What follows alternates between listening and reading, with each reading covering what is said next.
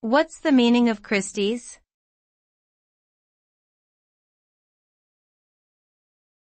Christie's.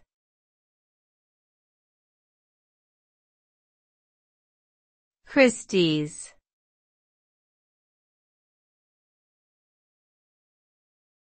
Christie's.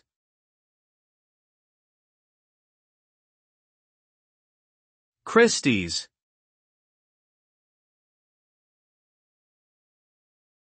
Christie's is a British auction house founded in 1766 by James Christie. It is widely recognized as one of the world's most prestigious auction houses, specializing in fine art, jewelry, and collectibles.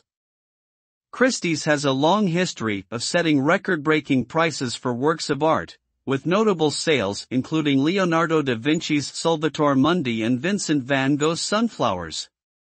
Today, Christie's operates in more than 40 countries, with sales rooms in major cities such as New York, London, Hong Kong, and Paris.